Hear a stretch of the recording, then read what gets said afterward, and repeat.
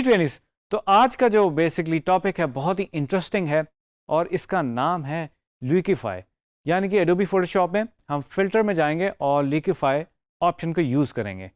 तो चलते हैं कंप्यूटर स्क्रीन की तरफ और इस ऑप्शन को एक्सप्लोर करते हैं। जी ट्रेनिस, तो आज हम एक्सप्लोर करने वाले हैं एडोबी फोटोशॉप में जो ऑप्शन है हमारे पास लिक्विफाई की। और अगर हम फिल्टर में आए मेन मेन्यू के, तो इसके अंदर हमें ऑप्शन मिल जाती है लिक्विफाई की। और शिफ्ट कंट्रोल प्लस एक्स अगर आप दबाएंगे, यानी कि 3 कीज़ जो हैं शिफ्ट कंट्रोल और एक्स, तो आपको लिक्विफाई की ऑप्शन मिल जाएगी। ठीक है जी, अब मैंने इसको प्रेस कर दिया। अब लिक्विफाई का बेसिकली कॉन्सेप्ट क्या है और ये किस चीज़ के लिए बहुत ज़्यादा यूज़ किया जाता है। जैसे कि इसका नाम है लिक्विफाई, तो इसका मतलब ये है कि हम ऑब्जेक्ट को, फेस को या किसी भी शेप को जो है वो थोड़ा सा फ्लेक्स कर सकते हैं, यानी कि मॉडिफाई कर सकते हैं। और हमारे पास ब्रशेज़ होते हैं जिसके थ्रू हम इसको मॉडिफाई करते हैं और अपनी ज़रूरत के मुताबिक एक पर्टिकुलर शेप को मॉडिफाई करने की कोशिश करते हैं। तो काफ़ी यूज़फुल टूल है। एडवर्टाइजिंग में बहुत ज़्यादा यूज़ होता है, फ़ोटो रीटचिंग में बहुत ज़्यादा यूज़ होता है, इवन कि जब फैशन फोटोग्राफी में मॉडल्स के ऊपर फेशियल फीचर्स को चेंज करने के लिए या बॉडी शेप या कर्व्स वगैरह को चेंज करने के लिए बहुत ज़्यादा यूज़ होता है।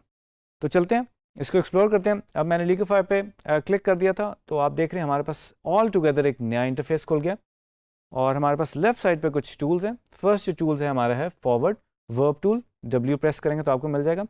अब इससे होता क्या है, आप देख रहे हैं कि मेरे पास एक ब्रश है, इसका साइज़ मैं इंक्रीज़ कर सकता हूँ, डिक्रीज़ कर सकता हूँ।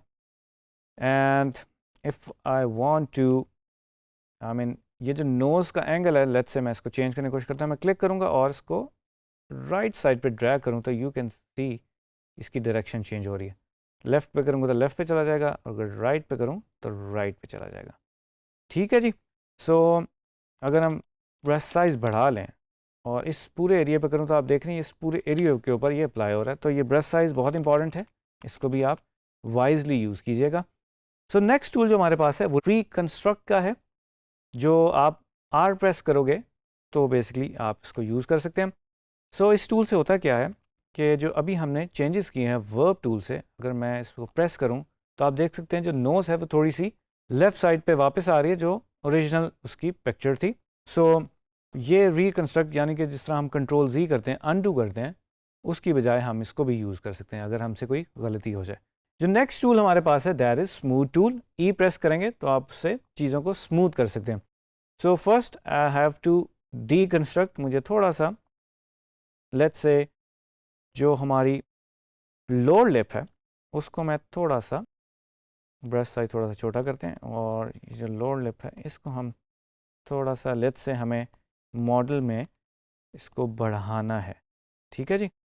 अब स्मूथ टूल क्या करेगा, अगर मैं इसको सिलेक्ट कर लूँ ई प्रेस करके और मैं ब्रश साइज थोड़ा सा छोटा करता हूँ, और ये जो एज आपको नज़र आ रहा है लोअर एज, इस पर अगर मैं इसको अप्लाई करना शुरू करूँ तो आप देख रहे हैं थोड़ा सा वो इन साइड जा रहा है, यानी कि उसको स्मूथ भी कर रहा है। सो इन अ वे थोड़ा सा एक नेचुरल सी फीलिंग है, और जितना आप प्रेस करके इसको करते जाएंगे उतना वो अप्लाई होता जाएगा। And again we need to look into the pressure. अगर हम प्रेशर कम कर देंगे तो वो ज़रा कम करेगा, अगर हम प्रेशर बढ़ा देंगे यानी कि 100% कर देगा तो जो टूल की कैपेबिलिटी है उसके मुताबिक वो उसको ज़्यादा करेगा।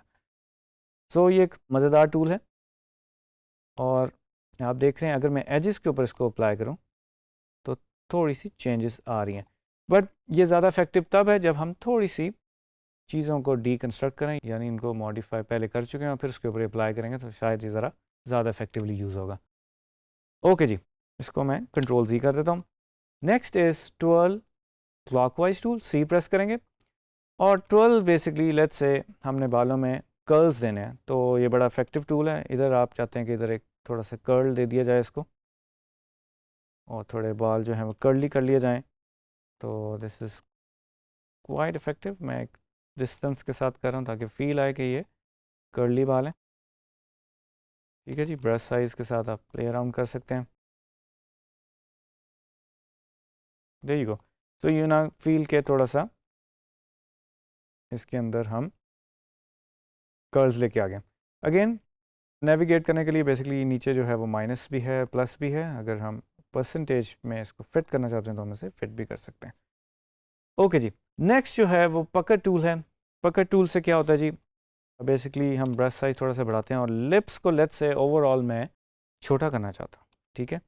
और इसमें थोड़ा सा नोज़ का एरिया भी आ रहा है, बट दैट्स फाइन, मैं आपको सिर्फ डेमो देने के लिए दिखा रहा हूँ। आप देख रहे हैं मैं इसको क्लिक करके प्रेस करके रखूँगा तो ये जो टूल है वो बेसिकली अप्लाई होता जाएगा। मैंने अगेन कंट्रोल Z किया, इसको अंडू किया एंड इस पर्टिकुलर एरिया पे आऊँ तो आप देखें मैं लिप्स का छोटा कर रहा हूँ साइज़, ठीक है जी। अगर मैं नोज़ के इस एरिया को छोटा करना चाहता हूँ तो क्लिक कर रहा हूँ और ये नोज़ भी थोड़ी सी छोटी हो रही है, ठीक है जी।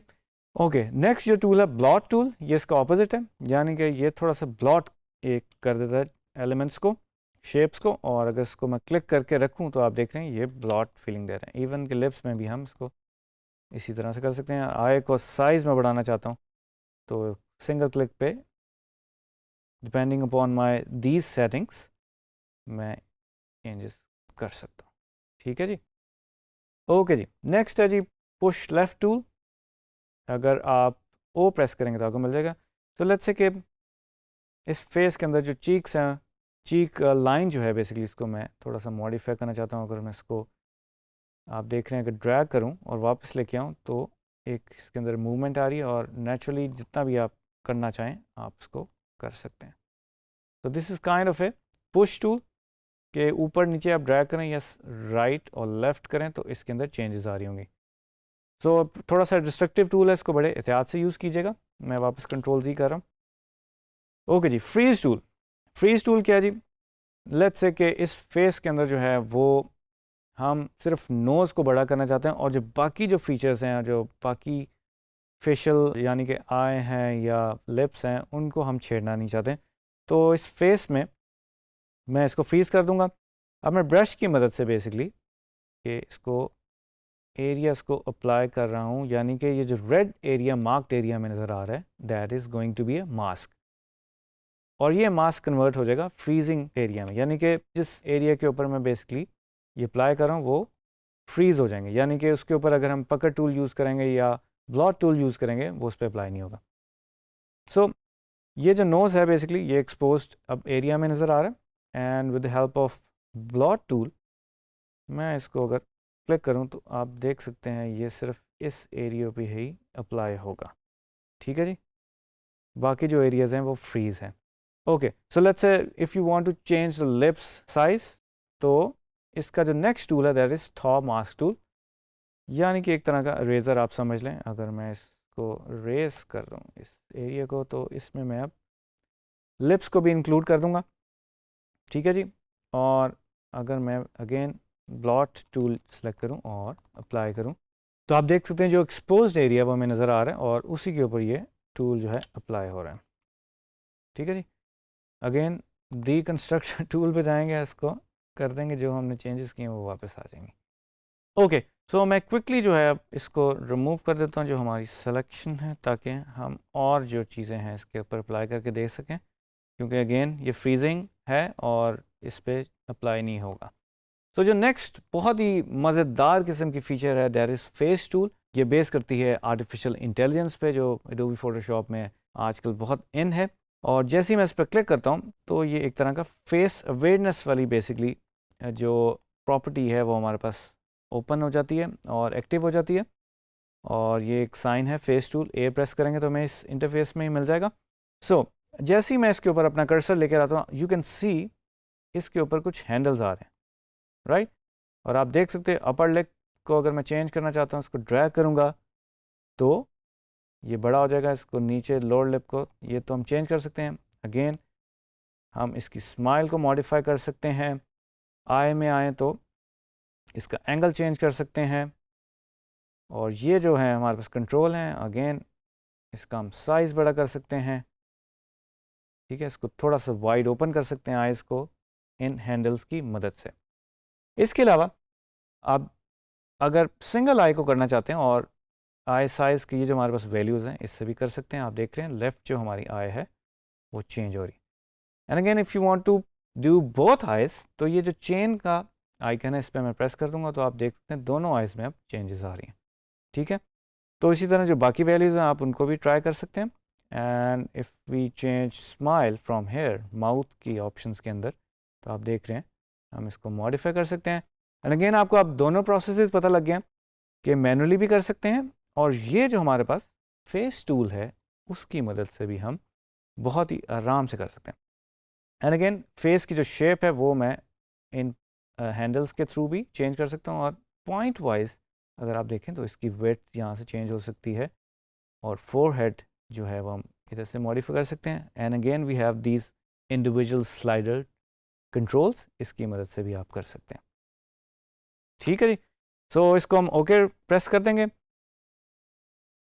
एंड नाउ यू कैन सी जो हमने चेंजेस किए हैं, मैं अगर कंट्रोल Z करूं और फिर दोबारा इसको हम बेसिकली एडिट में जाके रीडू लिक्विफाई करें शिफ्ट कंट्रोल Z से, तो जो हमने चेंजेस किए हैं वो हमें नज़र आनी शुरू हो गई।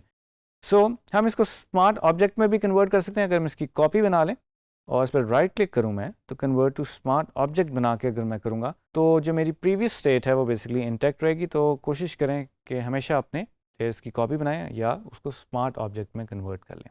ओके, सो इसको मैंने स्मार्ट ऑब्जेक्ट में कन्वर्ट किया, और मैं जल्दी जाऊँगा जब फिल्टर में अगर मैं गैलरी में आऊँ तो आप देख सकते हो कि जो लास्ट हमारी मूव थी लिक्विफाई की वो मेरे टॉप पे मिल जाएगी। तो अगर मैं इसके ऊपर अप्लाई कर दूं तो वो इस पर अप्लाई हो जाएगी। एंड इसमें अगर हम फर्दर चेंजेस करना चाहते हैं we can always do that, हमें कंट्रोल मिल रहा है। और इसको मैं ओके करूँगा। And now you can see smart object बनाने की वजह से हमें लिक्विफाई की एक और जो है वो ऑप्शन लेयर हमें नज़र आनी शुरू होगी। अगर मैं इसको ऑफ कर दूं तो यू कैन सी हमारी जो ओरिजिनल इमेज है वो इंटैक्ट रहेगी, और इसको हम बाद में मॉडिफाई भी कर सकते हैं इफ़ यू वांट। अगर मैं इस पर क्लिक करूं तो मैं इसको बाद में जाके मॉडिफाई भी कर सकता हूं। सो जो लास्ट हमारी बेसिकली चेंजेस थी वो डिस्ट्रक्टिव नहीं रहेंगी। अगर हम चेंजेस करना चाहते हैं we can always do that. So smart object बनाने का बहुत फ़ायदा हो जाता है, और आप देख सकते हैं हमारी लेयर के साथ जो है वो अटैच्ड है। तो दिस इज़ क्वाइट गुड। सो अब बेसिकली हम एक कॉपी बनाएंगे, और जैसे हम लेयर स्टाइल को कॉपी करते हैं हम अपने स्मार्ट फिल्टर लिक्विफाई यानी इसको भी कॉपी पेस्ट कर सकते हैं। सो फर्स्ट मैं बैकग्राउंड की कॉपी बनाऊंगा और I will convert this into smart object. ठीक है जी।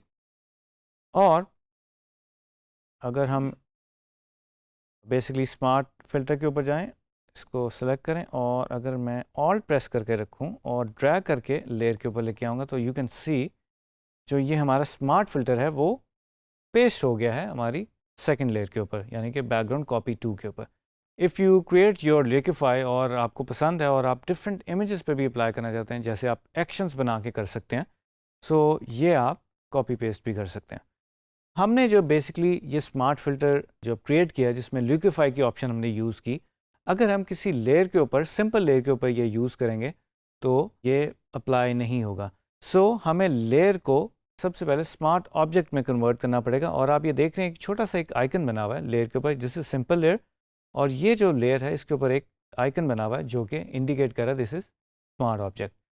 जी फ्रेंड्स, आई होप आज का जो टॉपिक है आपको बहुत ज़्यादा इंटरेस्टिंग लगा होगा, और बहुत ही इंपॉर्टेंट जो है फिल्टर है लिक्विफाई एडोबी फोटोशॉप में, जिसकी मदद से आप बहुत सारे चेंजेस कर सकते हैं अपने ऑब्जेक्ट में, अपने फेस में, अपनी शेप्स में। तो उम्मीद करता हूँ कि आप इसको फर्दर एक्सप्लोर करेंगे और आगे बढ़ते रहेंगे। तो मिलते हैं नेक्स्ट वीडियो में एक नए टॉपिक के साथ।